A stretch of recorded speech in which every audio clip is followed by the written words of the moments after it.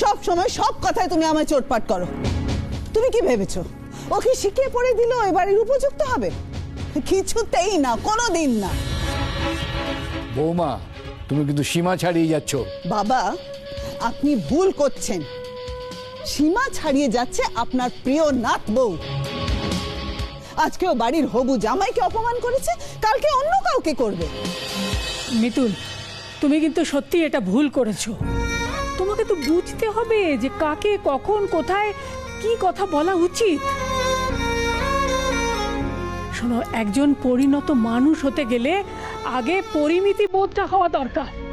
মা, আমার কিন্তু মনে হয় ও ইচ্ছে করে এটা করেনি। পিসুমনি, প্লিজ তুমি আর সাপোর্ট করো না ওনাকে। আজকে উনি সব সীমা পেরিয়ে গেছে।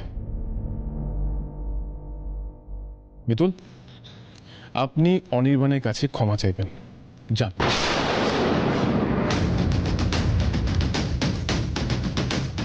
দাদু ভাই, তুমি এটা ঠিক করছো না। দাদু, আর কত তুমি ওনাকে সাপোর্ট করবে? আজকে অনির্বাণকে কথা শুনিয়ে উনি অনির্বাণকে অপমানিত করেছেন, তাই উনি আজকে অনির্বাণের কাছে ক্ষমা চাইবেন।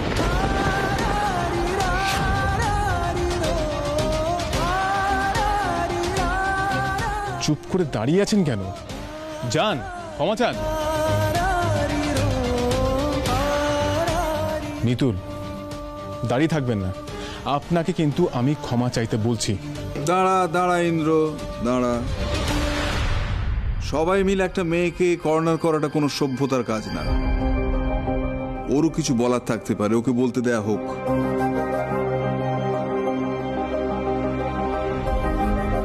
সর্বনাশ, মিতুল যদি সবাইকে সত্যিটা বলে দেয়। আঙ্কেল, আপনি এখন ওর কথা শুনবেন? আপনার আমার ভার্সনটা বিশ্বাস হলো না? ঠিক আছে, আমি তাহলে আসি। দাঁড়াও, আমি কাউকেই অবিশ্বাস করছি না।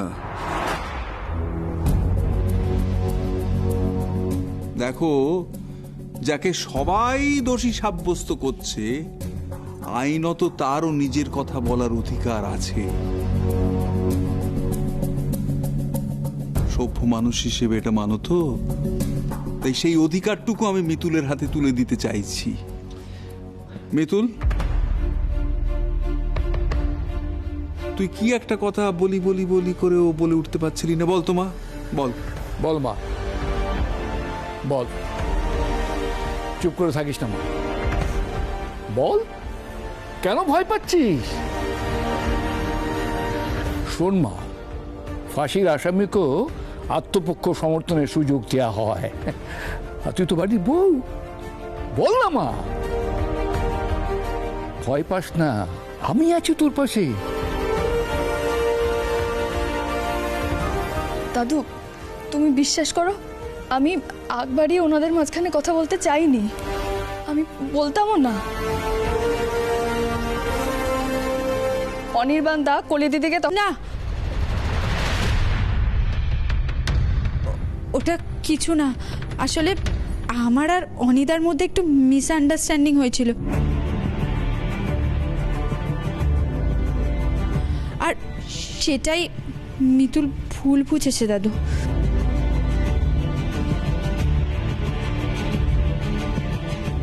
এ তুমি কি করলে কলি দিদি? অনির্বাণ দা তোমায় চড় মারতে যাচ্ছিল, সেটা তুমি সবার সামনে বললে না,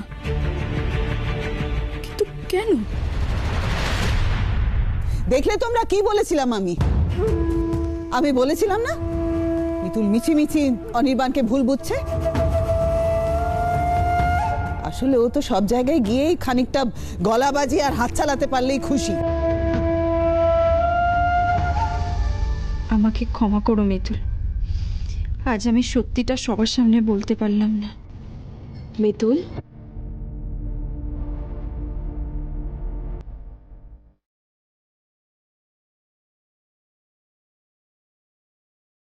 তুই তো বুদ্ধিমতী মেয়ে। আমি জানি তুই সবার জন্য এতটা কেয়ার করিস বলেই হয়তো কলির কথা ভেবে অনির্বাণের সঙ্গে এরকম একটা ব্যবহার করে ফেলেছিস। কিন্তু মিতুল, এই কাজটা তুই একদম ঠিক করিসনি।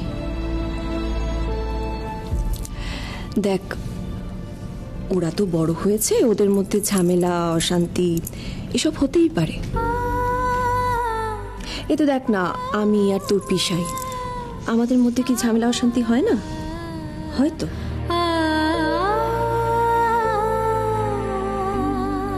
তাই বলি কি, তুই এসব নিয়ে এতটা ভাবিস না।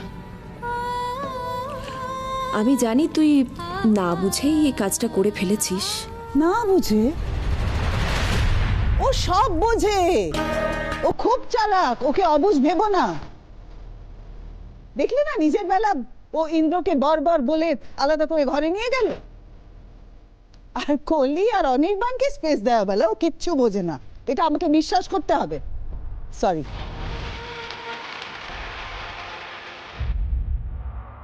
কলি দিদি, আমি জানি না তুমি কেন মিথ্যে কথা বললে, কিন্তু আজ তোমার সম্মান রাখার জন্য আমার যেটা মনে হয় আমি সেটাই করব। না না, আর এক সেকেন্ডও আমি এই বাড়িতে থাকবো না। আমি একজন রেসপেক্টেড ডক্টর, এভাবে ইনসাল্ট হতে আমি এই বাড়িতে আসবো না। আসছি। দাঁড়ান,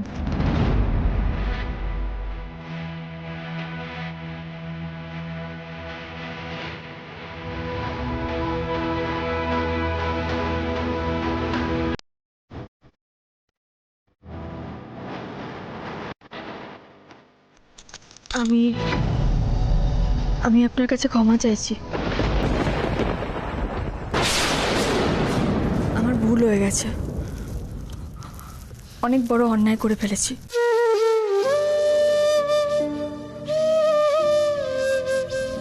সত্যি আপনাদের মাঝখানে কথা বলাটা একদম উচিত হয়নি, আর এরকম কাজ কখনো করব না।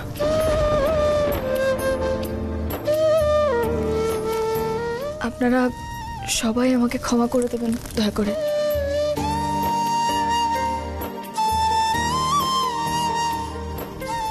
আপনি দয়া করে রাগ করে চলে যাবেন না, আমি ক্ষমা প্রার্থী, আমাকে দয়া করে ক্ষমা করে দেবেন।